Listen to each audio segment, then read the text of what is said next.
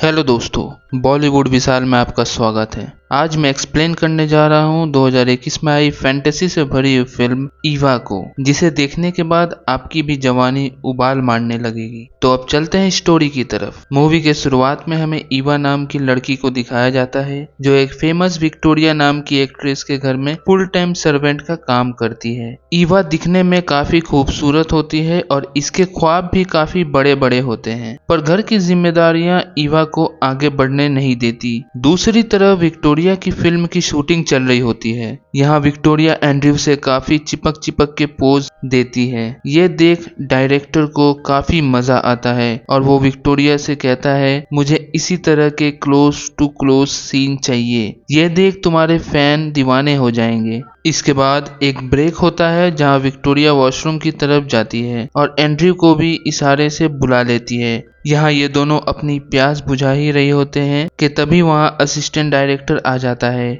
और विक्टोरिया से कहता है, सीन रेडी है, डायरेक्टर आपको बुला रहे हैं। ये सुन विक्टोरिया की आग बुझ जाती है। इसके बाद ये लोग लास्ट सीन शूट करके घर के लिए निकल जाते हैं। विक्टोरिया एंड्रयू को अपने साथ अपने घर ले आती है। यहाँ ईवा विक्टोरिया से पूछती है, मैडम आप लोगों का खाना लगा दूं? विक्टोरिया कहती है, नहीं, अभी मुझे एक इम्पोर्टेंट मीटिंग करनी है, तुम जाकर सो जाओ, मैं मीटिंग खत्म करके खा लूंगी। यह सुन ईवा को डाउट होने लगता है, रात में मैडम कौन सी मीटिंग करने वाली है। इसके बाद विक्टोरिया और एंड्रयू रूम में चले जाते हैं और अपनी प्यास बुझाने लगते हैं। यहाँ ईवा को रूम के अंदर से हल्की हल्की आवाज सुनाई देती है। ईवा दरवाजे के पास जाकर कान लगा के जब सुनती है, तब उसे मैडम की दर्द भरी आवाजें सुनाई देती है। ये सुन ईवा को समझ आ जाता है कि मैडम अंदर कौन सी मीटिंग कर रही है। ये सब सुनने के बाद ईवा की भी अरमान जागने लगते हैं। सीन शिफ्ट होती है अगली सुबह। यहाँ ईवा ब्रेकफास्ट लगा रही होती है। ईवा एंड्रयू को देख उसे ब्रेकफास्ट के लिए पूछती है। एंड्रयू मना करते हुए कहता है, मुझे अगली शूटिंग लोकेशन पर पहुंचना है। जाते जाते एंड्रयू ईवा से कहता है, तुम इतनी खूबसूरत हो, तुम्हें तो एक्टिंग इंडस्ट्री में होना चाहिए। इस पर ईवा कहती है, मेरे मम्मी पापा बचपन में ही गुजर गए थे, इसके बाद मैं सड़क पर भीख मांगकर अपना गुजारा करती थी। ऐसे ही एक दिन ट्रैफिक सिग्नल पर मैं भीख मांग रही थी, तभी सिग्नल पर एक कार आकर रुकी जिसमें विक्टोरिया मैडम बैठी थी।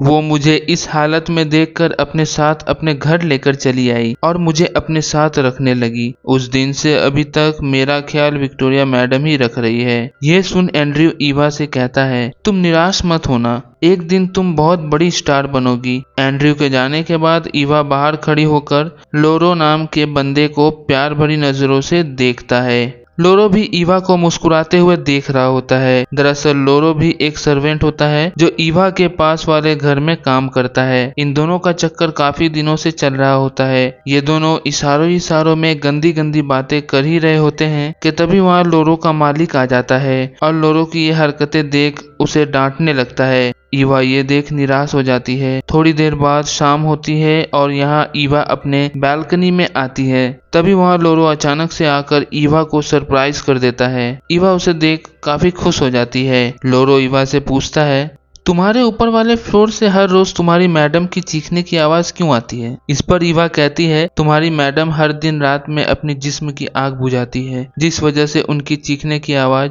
पूरे मोहल्ले में सुनाई देती है। लोरो ये सुन हंस पड़ता है और उससे कहता है, मैडम को देख तुम्हें प्यास नहीं लगती क्या? ईवा शर्माते हुए कहती है, मुझे अभी इस बारे में बात नहीं करनी, जब सही वक्त आएगा तब मैं बता दूंगी। इसके अगली सुबह होते ही विक्टोरिया तैयार होकर शूटिंग लोकेशन पर जा रही होती है और ईवा को ये कहती हुई जाती है, आज घर आने में मुझे लेट हो जाएगी, तुम इंतजार मत करना और खाना खाकर सो जाना। इसके बाद ईवा बाजार के लिए निकल जाती है। यहाँ घर के लिए कुछ सब्जियां ले रही होती है कि तभी वहाँ दो और औरतें आ जाती है और ईवा से कहने लगती है, तुम्हारे मैडम को भी खीरा लगता है क्या? इस पर ईवा मुस्कुराते हुए कहती है, नहीं ऐसी कोई बात नहीं है, पर सच तो ये है कि खीरा ईवा खुद के मजे के लिए ले रही होती है। इसके बाद ईवा घर आती है और घर का सारा काम फटाफट करने लगती है। सफाई करते वक्त विक्टोरिया के बेड से कुछ गंदी सामान भी मिलती है। ईवा उस पर ज्यादा ध्यान नहीं देती और अपना काम जल्द से जल्द खत्म करती है। काम खत्म होते ही ईवा बेड में जाकर लेट जाती है। इसके थोड़ी देर बाद लोरो बालकोनी में आकर ईवा को आवाज लगाता है। ईवा बाहर आकर उससे से मिलता है और बातें करने लगता है। तभी ईवा के ऊपर वाले फ्लोर से विक्टोरिया की चीखने की आवाजें आने लगती है। ये सुन इन दोनों के मन में भी अरमान जागने लगते हैं।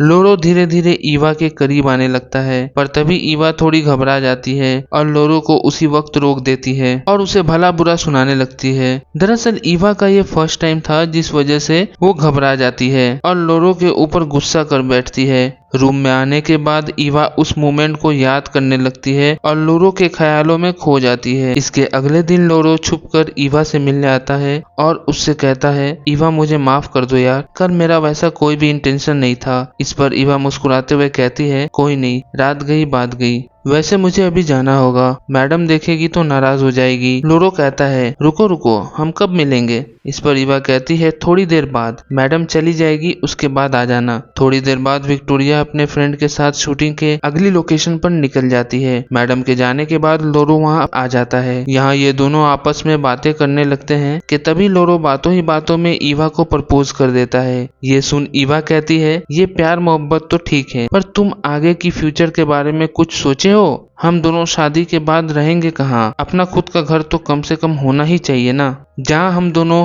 हंसी खुशी रह सके। इस पर लोरो कहता है, तुम इन सब चीजों की फिक्र मत करो, मैं इतने साल काम करके काफी पैसे जोड़ चुका हूँ, बस तुम्हारी हाँ बोलने की देरी है। इसके पहले कि ईवा कुछ बोलती है कि तभी अचानक वहाँ विक्टोरिया आ जाती है। आवाज सुन ईवा उससे वहाँ से जल्दी से जाने को कहती है, पर तभी विक्टोरिया लोरो को जाते हुए देख लेती है, पर ईवा के सामने ऐसे अनजान बनती है जैसे उसे कुछ पता ही नहीं। अगले दिन फिर से विक्टोरिया शूट पर निकल जाती है और ठीक उसके थोड़ी देर बाद लोरो वहां आ जाता है। ईवा उसे देख उससे कहती है, कब तक हम लोग ऐसे छुप छुप कर मिलेंगे? लोरो कहता है, उसी में तो मजा है। इसके बाद ये लोग रोमांटिक होने लगते हैं। ईवा इस बार लोरो को नहीं रोकती और लोरो भी पूरा जोश में आ जाता है, पर लोरो ईवा को पूरी तरह सेटिस्फाई नहीं कर पाता, जिस वजह से ईवा थोड़ी अपसेट हो जाती है। अगले दिन ईवा जब घर की साफ सफाई कर रही होती है, तब उसके दिमाग में लोरो के ख्याल आ रहे होते हैं। वो सोचती है, कल मुझे वो पूरी तरह सेटिस्फाई क्यों नहीं कर पाया, मैं तो पूरा 100% दिया था। इसके थोड़ी देर बाद ईवा विक्टोरिया के रूम में जाती है और उसके बेड पर लेट जाती है। यहाँ वो विक्टोरिया, लोरो और खुद को साथ में इमेजिन करते हुए मजे लेने स्टार्ट करती है, पर तभी अचानक वहाँ विक्टोरिया आ जाती है, जिसे देख ईवा घबरा जाती है। विक्टोरिया उससे कहती है, मुझे पहले से ही पता था तुम्हारे अंदर जवानी फूट रही है, पर कोई बात नहीं, इस एज में अक्सर ऐसा होता है, अगर तुम चाहो तो मैं तुम्हें पूरे मजे दिला सकती हूँ। ये सुन ईवा के मन में लड्डू फूटने लगते हैं, जिसके बाद ये दोनों आपस में संबंध बना लेती है। थोड़ी देर बाद ईवा के मन में एक सवाल खटकता है और वो मन ही मन सोचती है, मैं कब तक मैडम के साथ संबंध बनाती रहूंगी, शादी के बाद तो मुझे लोरो के साथ ही रहना है। इसके बाद वो सीधे लोरो के पास जाती है और उससे गुस्से में कहती है, तुमसे अच्छा तो मेरी मैडम है, आज उन्होंने मुझे पूरी तरह सेटिस्फाई कर दिया और एक तुम हो जो एक ही मिनट के अंदर खुश हो जाते हो। अब मैं तुम्हें एक आखिरी मौका दे रही हूँ, आज रात 9 बजे मेरे घर चले आना। ये कहकर ईवा वहां से चली जाती है और लोरो के ऊपर काफी प्रेशर आ जाता है। रात के 9 बजे ही लोरो पूरी कॉन्फिडेंस के साथ ईवा के पास चला जाता है। ईवा उसे देख कहती है, ये तुम्हारा आखिरी मौका है। ये सुनने के बाद लोरो पूरी तरह जोश में आ जाता है, जिसके बाद ईवा को पूरी रात मजे देता है। दूसरी तरफ विक्टोरिया ईवा के रूम के बाहर से उन दोनों की चीखें सुन रही होती है। अगले दिन विक्टोरिया ईवा को अपने पास बुलाती है और उससे पूछती है, कल तुम्हारे कमरे में कौन था? ईवा जवाब देते हुए कहती है, मैडम कल मैंने अपने बीएफ लोरो को बुलाया था। ये सुन विक्टोरिया ईवा को एक ऑफर देते हुए कहती है, तुमने मेरे साथ भी मजे किए और लोरो के साथ भी, अगर तुम्हें दोनों के साथ मजे करने का मौका मिले तो क्या करोगी? ये सुनने के बाद ईवा को थोड़ी अजीब लगती है, पर वो मान जाती है। रात होते ही ईवा लोरो को बुला लेती है और यहाँ लोरो के आने के बाद ईवा उससे कहती है, आज मैं अकेली नहीं हूँ, मेरे साथ विक्टोरिया मैडम भी है, वो चाहती है हम तीनों मिलकर साथ में मजे करें। ये सुनने के बाद लोरो को काफी गुस्सा आता है और वो वहां से जाने लगता है। ईवा उसे रोककर माफी मांगने लगती है, पर लोरो काफी नाराज होता है और उससे कहता है, तुम जैसा सोचती हो मैं वैसा लड़का नहीं हूँ, मैं बस तुमसे प्यार करता हूँ पर तुमने जो आज हरकत की है वो माफी के लायक बिल्कुल भी नहीं है। इसके बाद लोरो वहाँ से चला जाता है। इसके कुछ दिन बीतने के बाद ईवा काफी शांत हो जाती है और आते जाते कपल्स को देख अपने प्यार को याद करती है। थोड़ी देर बाद अचानक यहाँ लोरो आ जाता है। ईवा उसे देख खुश हो जाती है। यहाँ लोरो को भी समझ आ जाता है कि सारी गलती ईवा की नहीं थी। अगर उनके मम्मी पापा इस दुनिया में होते तो आज वो अपने मैडम के दबाव में आकर ऐसा गलत कदम नहीं उठाती। इसके बाद ये दोनों एक हो जाते हैं और एक नए सफर में निकल जाते हैं। उसी मोमेंट के साथ कहानी यहीं पर समाप्त हो जाती है। कहानी आपको कैसी लगी कमेंट में बताएं और हमारे चैनल को लाइक शेयर एंड सब्सक्राइब करें। तब तक के लिए bye bye and take care.